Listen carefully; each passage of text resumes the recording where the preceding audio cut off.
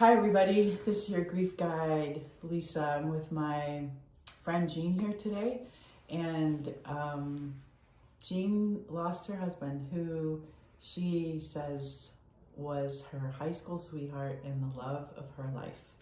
And so she is going to share her story with us today. So thanks, Jean, for being here. Well, I'm glad to be here. Yeah, thank you. To share my story, to try to help somebody else. Yeah. Because I had nowhere to go. I just, unfortunately, had a brand new minister in our church and didn't feel comfortable going to him. So it was really hard. Yeah. Plus, my husband did not want anyone to know that he was sick, which made it even more difficult. Because I wasn't supposed to talk about it to anybody. But my prayer shawl group at church, they knew, and they were the ones that were supporting me. And my lay minister, she was wonderful too. But yeah, he was diagnosed August the 6th of 2018, and we went through, he had kidney cancer.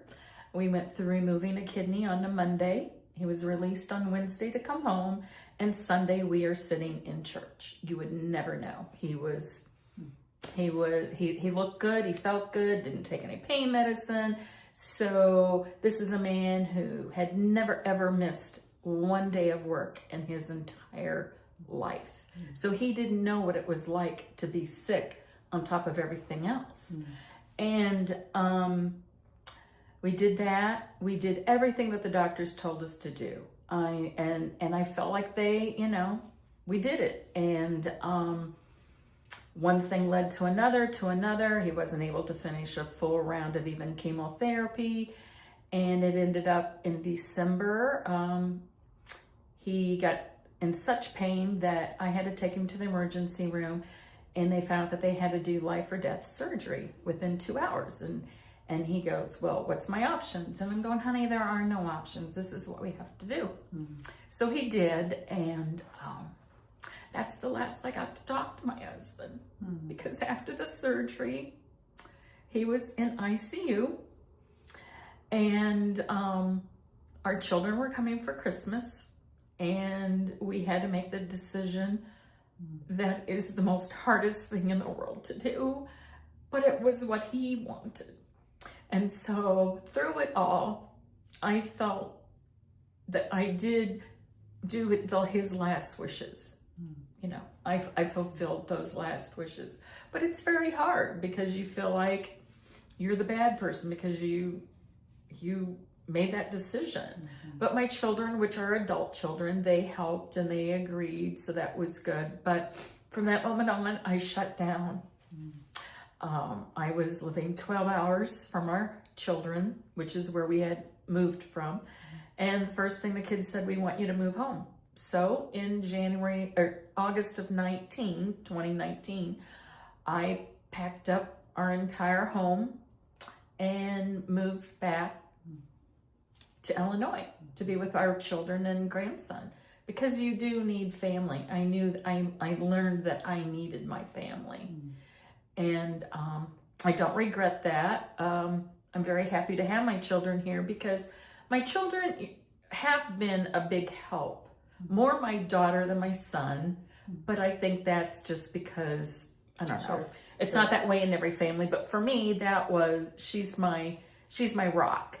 And I think you make a good point, Jean, and I say this all the time with grieving people, is that, here you are, you've lost the love of your life. Yeah. You had to make very difficult medical decisions, end-of-life decisions that nobody wants to make. Nobody wants to be in that position, right? And the thing of it is, too, he and I didn't have those so important last conversations, because we thought that when we did what all the doctors said, that he's going to be better. And we did it, and then he wasn't. And we just put all of our faith that he would end up being okay. So we didn't have those last minute conversations. Sure. So that was, of course, a part of pain on top of pain. Yes. Yeah, of course. Yes. but you said that I just knew I needed to be by family, right? I just knew, and I always say this, like in the midst of such grief and pain and loss, like it's amazing that we somehow know inside what we need, and we often feel like we don't know what we need because we're so all over the place. Definitely. But they're your comfort. I mean, they're the people that know you the best. I mean, for me, for my children, I nurtured so for me, that's what I had. I mean, that was the logical place for me to go. Sure. And so talk a little bit about then when you did make obviously this big move on your own, then where did your grief journey go from there? Well, I have to back up a minute too to let you know that my husband was a professional person in the business world, and for his job we had moved 17 times in 35 years of marriage. And one of those was even out of the country to British Columbia. So this was the first time, after losing him, that I was living alone, because I was still in college when we got married. And so I went from basically the dorm to being married, and we've been together ever since. I mean, so I had to first get over the hurdle of being by myself, making all the decisions by myself, which I found out that I can do that, but we were a team. We weren't just husband and wife. We were a team, and we could take an issue and we could just talk it until it was blue. But the decision that we came up with, we could live with, because we discussed it and looked at the different options and so forth. So for me to pack up the entire house in East Tennessee and move to Northern Illinois, it was hard just because I didn't have anybody there to help me make decisions, and it was all on me. And so it was hard. It was hard. And then to have to set up a home that he wasn't going to be there. It was just mine. And that was lonely. My son ended up living with me because he was looking for a house, and it was easier for the two of us to live together, and that was great. And I think that's something God had planned for us, that having him live with me was another way to help me heal, because I did have him, and I had him during COVID when you weren't supposed to go anywhere, and so forth. So he helped me heal. So what else would you say, as you went along in your grief journey, what else would you say helped you heal or find your way, at least? Find my way. I finally realized that there were a lot more circumstances within me that I needed to work out. Before my husband's diagnosis of being sick, I'd lost my mother in April of 2018. And she and I were very, very close. It was a blessing for her, but it was really hard because it was during COVID, and I couldn't be with her, because she was a far distance from me. So I don't think I had worked through the loss of my mother, and then I immediately was thrown into everything that you do when your spouse is sick and doing all that, and then the death of him. So I realized that I needed to go for counseling. So I reached out and I found a counselor, and she's wonderful. I mean, because I still go. She's wonderful. She's helped me with a lot of just other things that I needed to work through to help me try to get through the grief of my husband. And so that was a big step for me. Just, I don't know why, again, it just is. And I know how hard it is to make that step, but I'm very happy that I made that step. And then my daughter she said to me one day that we were talking, she said, Mom, you have come a long way. I'm very proud of where you are.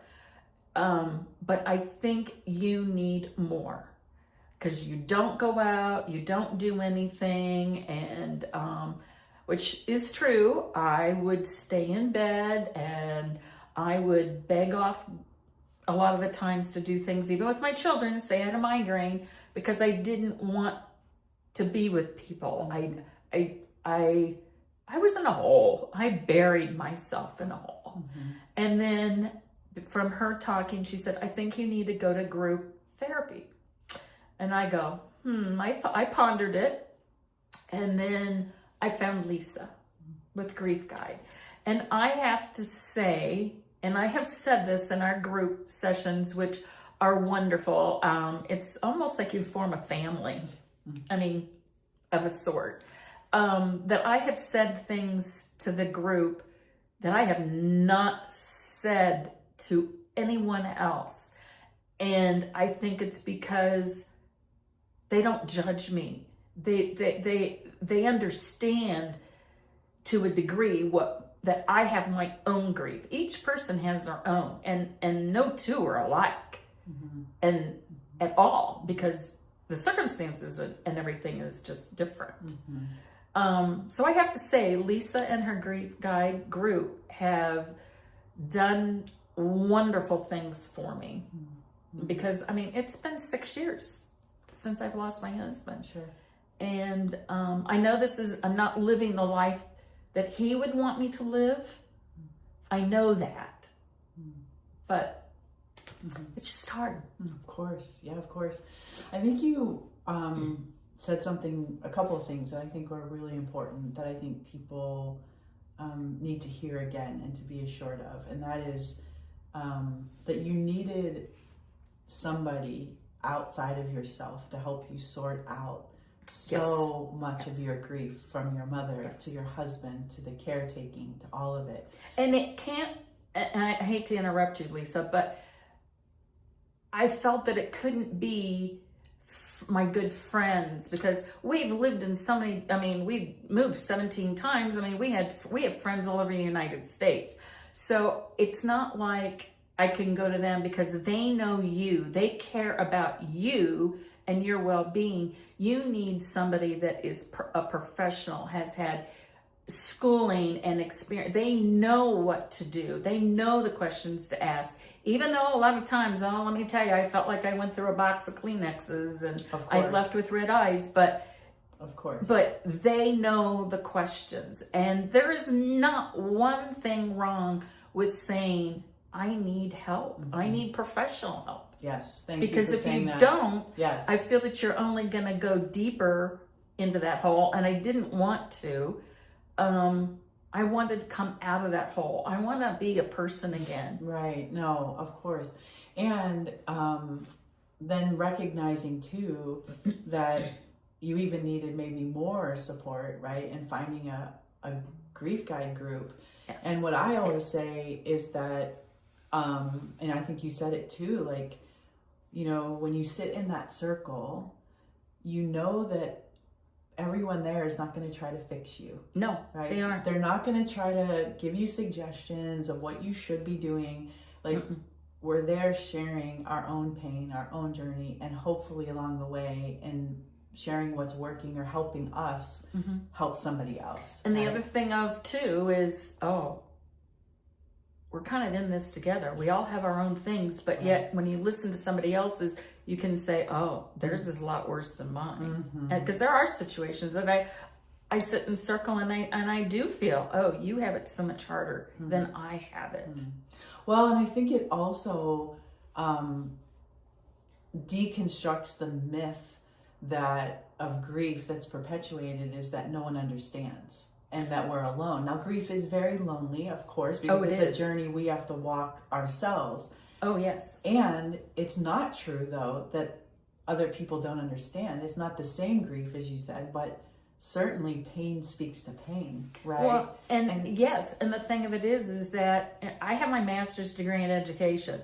I've had several classes. I, grew up in the church, went to church.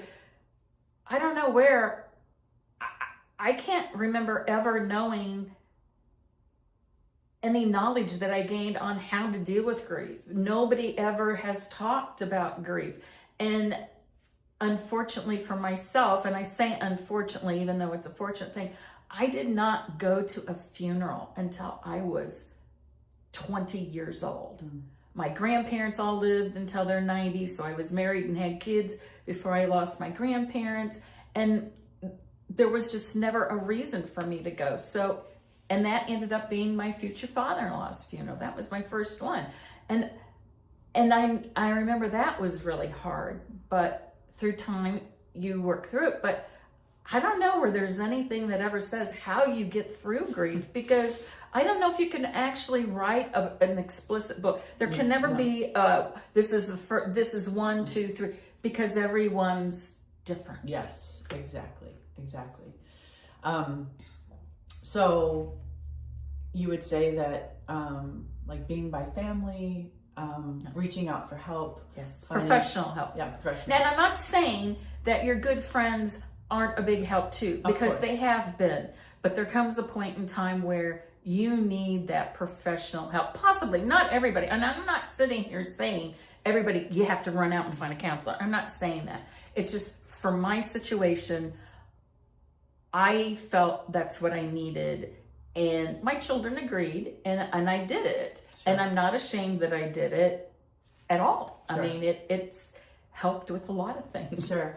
Well, and I think too, it speaks to, there's stigma attached to grief. There's stigma attached to a therapy, because people don't realize that there's no books on it. There's no way to learn how to handle it. No. So you need to go to people that have the education, like you, Lisa. You're a minister. Mm-hmm. You've had many classes on death and dying, and so you have been in your classes taught how to help somebody walk through this.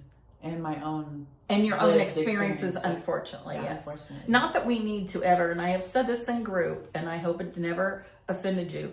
We can't put you up on a pedestal because you're just like the rest of us. So you're Yes. not on that pedestal. No. You're still in the same Yes. circle, equal with us, because you have experienced such deep Yes. grief too. Yes, absolutely. Yes. Which in a way I think might make you even better at this, because you have experienced it. So you understand right. when somebody comes to you going, I don't know what to do. I don't know how to handle this. Sure. Well, yeah, because I'm clearly not just speaking from a textbook. Exactly. Yeah. You Yeah. life experiences. Yeah.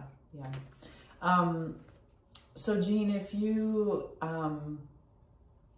had to say to somebody who's listening in and really struggling with this grief of losing the love of their life, what's one more thing you'd like to say? Don't be ashamed of it. It's genuine. That person, and I'm going to be honest, pets too. I've lost pets before that just, oh my gosh, just crushed me. And so I don't even put them out of the category. But don't be ashamed of your feelings and how you're feeling. It's okay that, that person or that pet has been a part of your life. I mean, my husband was a part of my life since middle school. I mean, he's the first gentleman I ever went out with. It was prom. I mean, his mother was my second grade school. We go back so far that I never had a life without him. And that leaves you really lost. But I just say, really try to find a group like Grief Guide that you can try to go to. And they're not going to fix you the first time. Don't give it just one time. Don't give it even 2 times. Give it a couple of times, because different people are there at different times, because it's a sit-down situation. Come as, whenever you can. So give it a couple of times, because your first time when you're not thinking clearly, oh man, I wasn't thinking. I was in that fog for a Right. very long time. In fact, they tell you don't do anything major for a year after you've lost somebody. I made a major move. I sold a house, I bought a house, but I had friends that were helping me through that were, Sure. So I just say, tuck that pride away and just take that big step and do it. I don't think you'd ever regret it, because even if you get a little bit of help, just a little bit, it's worth it. Yeah. Thank you for saying that. As you know, at Grief Guide, we always say never apologize for your tears, right? And your tears are sacred. You have lost somebody you love deeply. There's nothing to be ashamed about. Yeah, because There's nobody nothing to will ever hide. replace that person. No, and of course. Nobody will ever replace No. that person. Of course, and nothing to hide, right? No. These are real, deep, painful emotions. They're almost like battle wounds. Yeah, right. That we get to have. Yeah, for sure.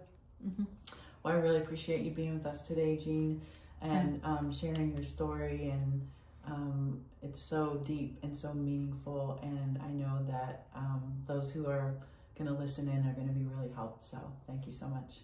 You're welcome. Yeah. See y'all. Bye. Bye-bye.